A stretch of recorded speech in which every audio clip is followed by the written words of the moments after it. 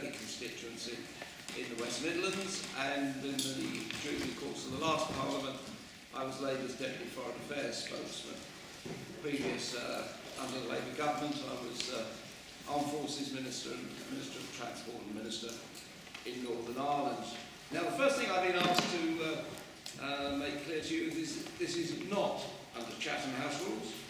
This will be recorded and possibly filmed, and feel free to tweet if you so wish. I also want to offer my congratulations to the Centre for Turkey Studies for bringing this together. We've got quite a number of people who are still waiting in the queue.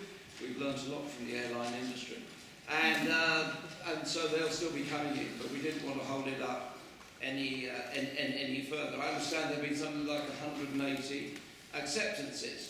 And I think that's a recognition of two things. One is of the strategic importance of Cyprus, both in terms of its location, but also its position in a delicate situation in an extremely delicate and unstable region, and the important role that it can play. But I think it's also, quite frankly, High Commissioner, a tribute to your known qualities. A tribute to CEFTUS.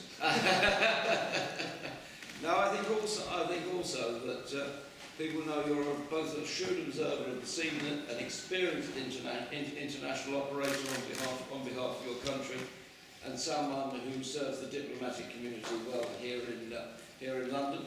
And frankly, they came here to hear you rather than me, and therefore a great pleasure in handing over to the High Commissioner for Cyprus.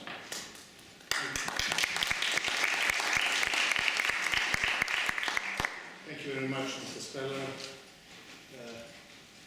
I come to you really at the outset to thank you for this rare opportunity that is given to me to talk to an august body like this one, to talk to a distinguished think tank like CEFTUS. I think I've been here for more than 2 years now. I mean, I came in November, and CEFTUS was one of the first think tanks that I visited. I have attended a number of events, which I have found very, very enriching. I have found them of high quality, and for us, our geography is our geography. I can change many things in my life. I can deny my family, I can deny my friends, I can deny anything, but I cannot deny my geography. And I say that geography is destiny. It may sound like a buzzword, but geography is destiny.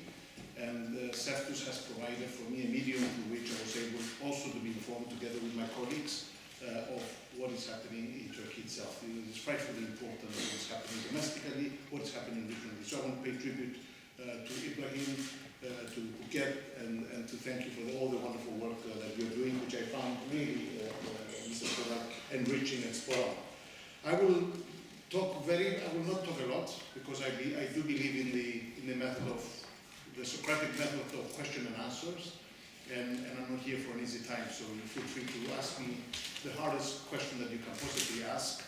The questions are always intelligent. I'm not so sure how intelligent the answers will be, but I will do my best. I will talk to you briefly about Cyprus, the EU, and the Eastern Mediterranean. It is a tall order by any standard, because each dossier can be addressed on its own. Cyprus on its own, EU on its own, the Eastern Mediterranean on its own.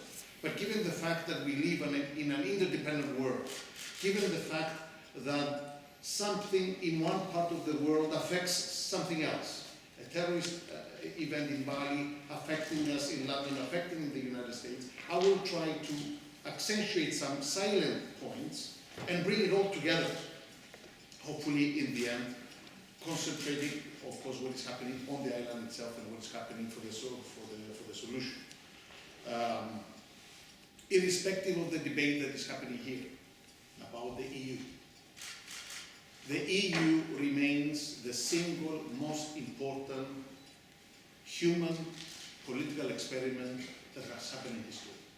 One need only think where was Europe 50 years ago and where Europe is today, despite the problems that we have with migration, terrorism, despite the problems that we have faced with the Eurozone.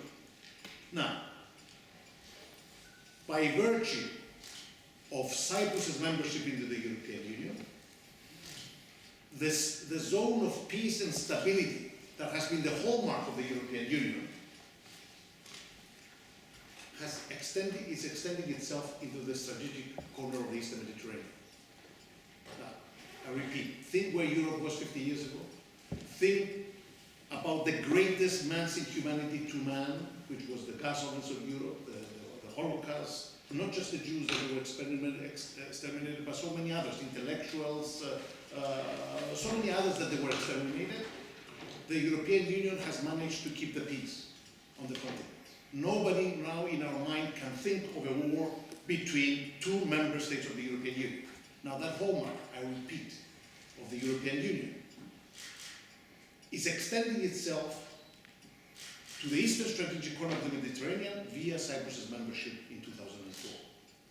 Membership of a divided country, de facto divided country, which nobody likes to have a divided country in the European Union. We don't like to be divided either. Okay.